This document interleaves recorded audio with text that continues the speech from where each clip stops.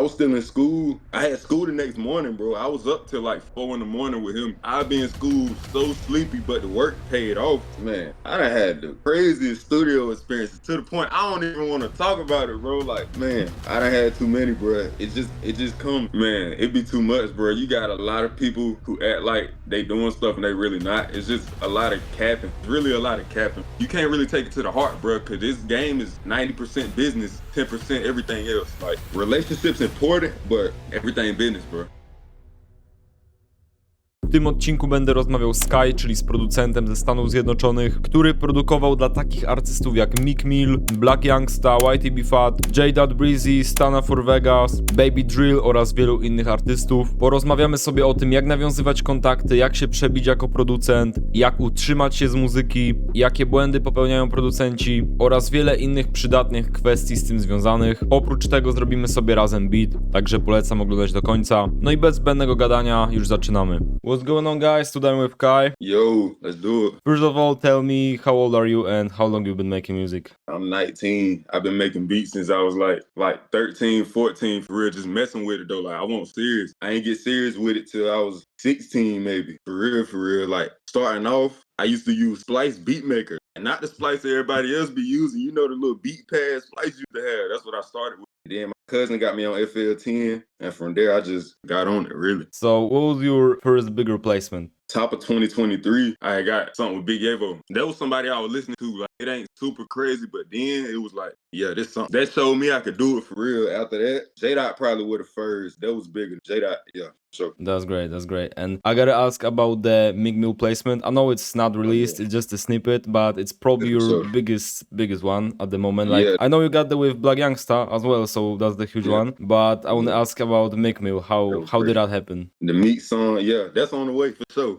Shout out my boy Nas T. Really, bro, got the loop and just sauced up, and everything from there went crazy. Dante was chilling making loops. Shout out Dante made it. Yeah, bro, it was just one of them days. We sitting back cooking. We were supposed to be dropping one of those Philly loop kits. That happened to be one of the loops we made. It just went like that. I checked my Instagram one day. I was in the studio. Like, I wasn't really paying it no mind. I put the phone back down because I was in the session. Look back, I'm like, yo, what? And Skrilla hopped on the song too. Skrilla on that song. So yeah, I'm looking forward to that. So and the Black Youngster song. You asked me about that Black Youngster. Yeah, you can tell as well. Man, shout out Nate, bro. A lot of those times me and Nate would just be cooking. Like on his interview, I know he told you how he made 20, 30 beats a day. A lot of them days I was there, bro. Like, still, like long nights, bro, cooking up to 5 in the morning, making those 30 packs. By then, we made that beat at the end of 2023, I want to say. I was still in school. I had school the next morning, bro. I was up till like 4 in the morning with him. I'd be in school so sleepy, but the work paid off. Like I said, that was just one of those beats, and it came about. Fat had previewed the snippet in December, and it ended up dropping in like June of last year. But yeah, and the Black Youngster, that made me happy as well, because that's somebody I used to listen to a lot before I was making beats. So shout out Nate, bro. The grind and pay off. And you finished school or you dropped out? Nah,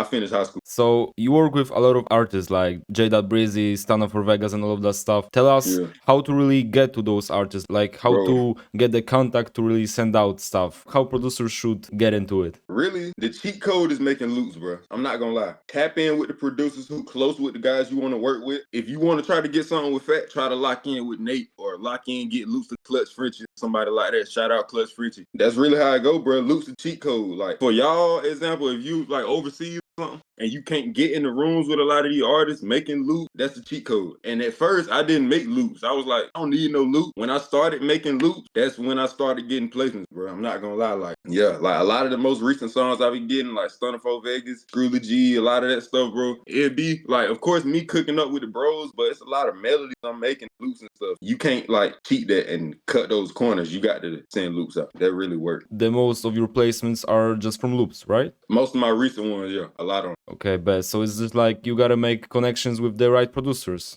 That's what you're saying. The right producers, yeah. And you can DM a lot of these artists. It might be like a 25% chance that some of them respond, but it done been some artists that I did and just lock in with. Also posting beats on YouTube. One of my biggest songs with BLP Culture. Shout out BLP Culture. That's one of my bros. Now we locked. That came from YouTube. Me and Rami, that was the first beat me and Rami ever made for the Knack 2 by Culture. Like I said, that's one of my biggest songs. Bro put it on YouTube and Culture just got it and it went crazy. So YouTube, sending out loops, bro, networking. Like you can't be selfish. Like you got to be somewhat selfish with your work, but you got to network. If you one of those producers, especially starting off and you like, yeah, I don't want to send loop. I don't need to work with nobody else.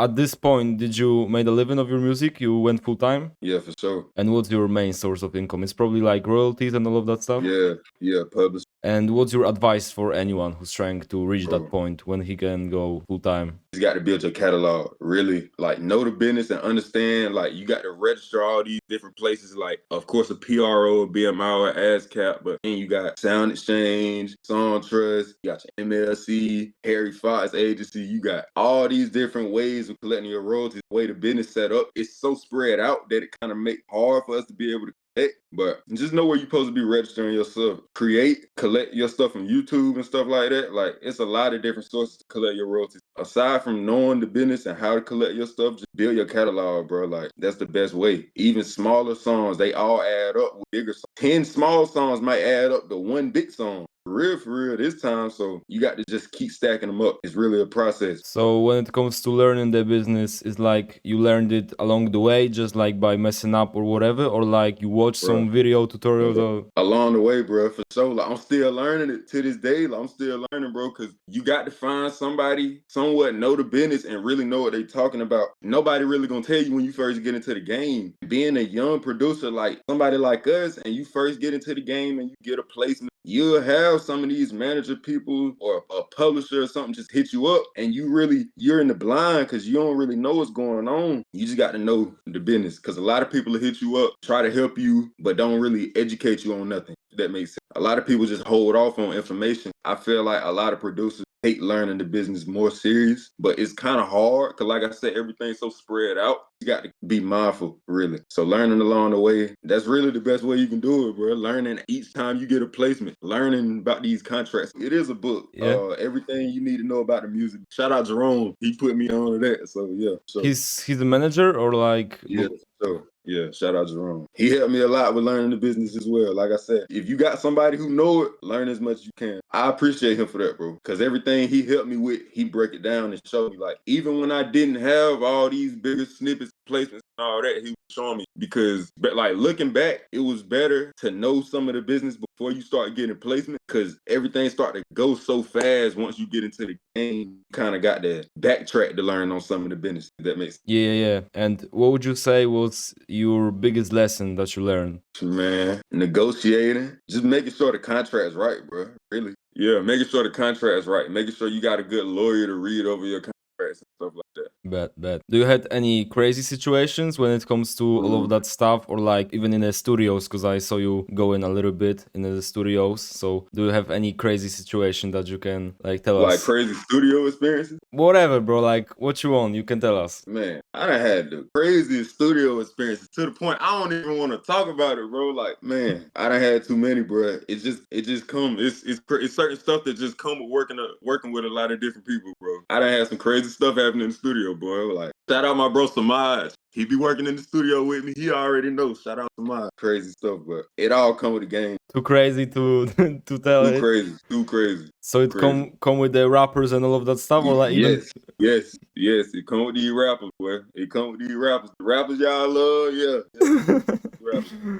I bet. Going back to like sending out stuff and all of that other similar things, what's your advice, like the little stuff that you can take care of when it comes to sending out your loops and beats or whatever? Like really just networking, bro. Like building up your email list, just DMing a lot of producers. Like I said, if you just starting, just DM all these producers, but take a genuine approach. I will speak on that. Don't just DM a producer you don't follow them. Show some type of interest that you want to work with them, instead of just, yo gang, big bro, let me send loops. You don't follow them, you don't know them. It done been times, bro, people will DM me like, yo, I love your work. Let me send loops. They don't follow me or not. I say, which song have you heard? They don't respond, bro. They don't even know what they talking about, bro. So it's like, you just got to DM people, like, just be genuine, bro. Because a lot of these people, they cool. They'll see it eventually. They might not see it right then, but they'll still respond out the road, bro. Shout out Paul. Shout out my boy Paul. I used to use Paul loops off YouTube, bro. And I go to his DM and send him old beats that I made with his loops. They was trash back then, but me and bro locked in now. So it's like, even when you try to work with people, they might not see it then, but down the line, they'll tap in, bro. So build your connection, networking, build your email list, and don't spam people emails. Like, you know how sometimes people are sending loops and they don't like CC everybody and it'd be just emails. Names, don't steal the emails and just send people loops without asking, bro.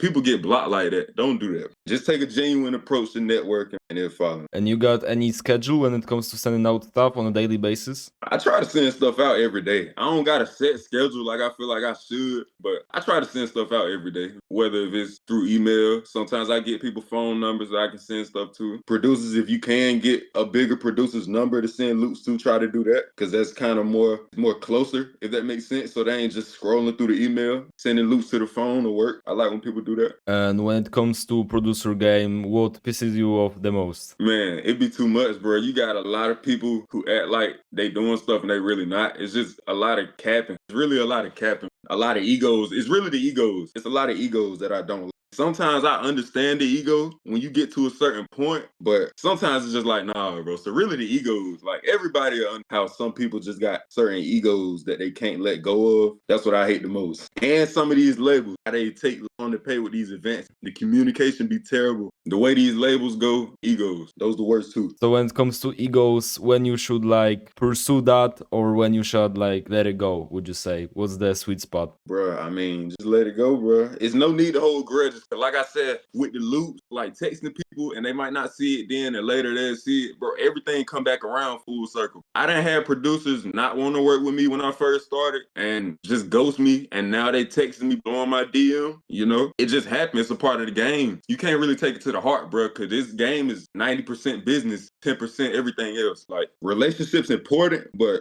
everything business, bro. So you can't really take nothing personal. Everything come back around. So we know that building your own brand or whatever is very important. So would you say that you was focusing on that, or it just went natural, like, or any tips to build a brand? A brand is super important. Like, I feel like I'm just now starting to kind of like think about how I want my branding to be. Like, I always been the type of guy, I like to pop out, go to studios, put on something nice, take pictures and all this, that, and the third, to put on like a certain like artist image, if you get what I'm saying. So I'm not just like a bedroom producer. Just getting out and networking in person and stuff like that, just taking pictures, different types of content like vlogs and stuff like that. It help a lot with building your brand. When you get to a certain level, like I start doing merch and stuff like that. Like all that stuff is important. You don't want to be like a faceless producer. You want to have something like showing your face that helps a lot, especially with the artists, because I feel like they start to respect you more. They see you and you not just like, you ever go to a producer's page and it's just a bunch of black waveform snippets? You don't want to be that guy. You don't want to be him. You don't. He's a robot. You don't want to be that guy.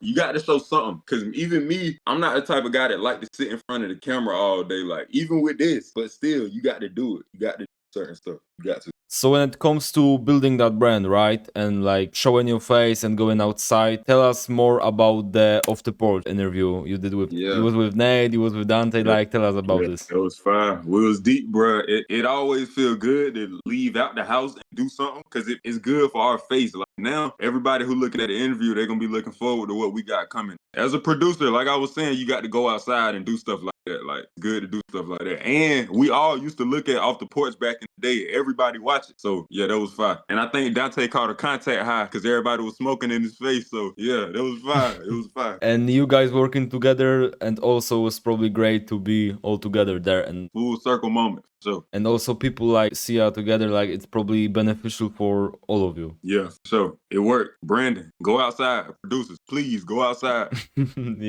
Yeah, and I got the different question. So I mean, me and I think the other producers are also interested in this topic. Like when it comes to working in a studio with artists, right? You locked in with some artists and all of that stuff. You probably don't give out your beats for free, right? How does it look like when it comes to paying for the beat? When it comes to even the session, how it's going? Like, you make a beat on the spot? Like, tell more about this. Of course, it's different when you're dealing with a bigger artist, but a lot of times in my case, like running the studio, if a smaller artist come in, if the beat ain't on BeatStars, that's another important thing. Put your beat on YouTube or BeatStars, so when you come into those situations, smaller artists, just send them to the link. There's nothing else to talk about. You ain't got to deal with the, hey, I get paid next Friday. Just send them to the link. But if you don't got that, just have your prices set to tell them. Like a lot of times I done been in the studio, I play some beats for a smaller artist. They say, yo, how much for the lease? I tell them, there's that cash. Like, but with the bigger artists, you don't want to be in a session with like a signed artist and you playing beats, but yo, you know you got to pay $3,000 for this. No, don't do that. Don't do that. Nah. He pay when he releases it and all of that stuff, right? Yeah, for sure. You talking about with a signed artist, right? Yeah. Yeah, for sure. That's when you go through the labels and you get those contracts and all that stuff that I was talking about. Then you don't have even this conversation with the big artists, right? Nah, you don't. Nah, don't do that. Like I be saying, a lot of producers burn their bridges with bigger artists because they'll be in their DM. Yo, you know you got to pay me. Blah blah blah. Everybody should be getting paid. I'm for that. 100% pay your producers, but you got to know who you texting. Hit the management or the A&R at the label to get it cleared and get the contracts started up in the emails and stuff. Don't just get on the artist full blast like, yo, you dropped the song, I'm taking it down. Pay me now. Like it's not going like that, bro. Not gonna get paid today or tomorrow with these labels. It's gonna take a little minute, so don't do that. So you gotta be patient when it comes to all You got this to stuff. be patient. You got to stay down, boy. If you're not patient, you ain't gonna make it. That's the quote of the day. If you ain't patient, you ain't gonna make it. For sure. And like when it comes to free beats, can you talk a little bit about this? What's your opinion about this? I mean, bro, nah. Yeah, it's kind of half and half though, bro. I ain't gonna lie. If you got an artist that you really like, it don't hurt to throw them a beat here and there, bro. Especially if it's somebody who done did business with you and y'all can do splits and y'all both can gain from the situation. Yeah, that's cool. But if it ain't that, you got to pay. If you one of them label guys, yeah, your label got to pay. Somebody got to. But if the situation right, then yeah. Cause I'm not one of those guys like if it gain both people, then we can do it. So I'm not gonna say, yeah, I need this right now. If we can do splits and we still can keep a good relationship, yeah, let's do it. Yeah, for sure. Cause like I said, the smaller songs, they add up too. And going more into the production and the beat in general, what would you say are your favorite plugins, VSTs and shit like that, like FX and what you use basically? Of course Expand, but that's so plain, bro. We don't even gotta talk about that. Shout out Matt Shooter, Evermotion plugin 5, Contact 5. Shout out Paul, he just put me on to some bank. I can't even think of the name, but Contact Fire, Omnisphere Fire is just big as hell. You might get Omnisphere and that be the only plugin you have on your computer. I be trying a lot of different stuff, bro. As far as effects, of course, the Valhalla reverbs. What is junk called, bro? It's something called Crystals, Crystallizer. Yeah. You got a lot of different stuff, bro. Just try different stuff. You got Synth Warmer, you got Effectrix. That's what I was thinking about. You got Effectrix. You got a lot of different stuff, bro. Halftime, of course. Portal, of course. People think Portal dead, Portal 5. Just try stuff, bro. That's how a lot of the hits come about. Just trying different stuff that you wouldn't usually do. Just trying stuff. Facts. And when it comes to finding your own sound and really progress with your production, what would you say helped you the most? Was it the 30 beats a day or whatever? Or like, what was it basically to help you? Really? Like I was just saying, bro, just trying different stuff. Cause I still feel like I'm trying my own sound. Like, I don't want my brand to be known as just making drill beats and stuff like dark beats. I don't want that to be my brand. So I'm still trying to find my own sound. But I feel like making beats from scratch is gonna help you find your sound. I like to use loops and I like to make beats from scratch. Like, you got to have that balance. But making beats from scratch, that'll help you find your sound quicker, I feel like. Because even with drums, we all using the spins, the hit one. It's all the same, really. It's kind of hard to make your own bounce with it, even though it's possible. Cause I feel like me and Nate kind of got like our own. You got to make beats from scratch, really. That'll help you find your sound. And now, what would you say is your like last advice for producers who's trying to come up and like really get heard of his name and whatever, like just be hard and make money and all of that stuff? You got to love the process, bro. Like I said, if you ain't patient, you ain't gonna make it. That's the quote of the day. You got to love the process, bro. Cause I done came down times like, bro, even when I was still in like senior year, like I'm like, bro, I don't even know if I can be doing this, bro. Like, I don't know. It's hard. hard. And it's like, it don't be seeming real, but you got to stay down. Cause like I said, I used to listen to Meek Mill and J-Dot and all them boys before I was making beats when I first started. I get songs with people I was listening to back then when I was like, I don't know if it can work. You got to stay down, keep going. I'm still going up. I still struggle with that, but you just got to stay down, bro. You got to love the process. And if you falling out of love with it, you got to remember why you making beats in the first place. Alright, so let's cook up some now. Let's do it. Yeah, we in there. Yeah, we in there.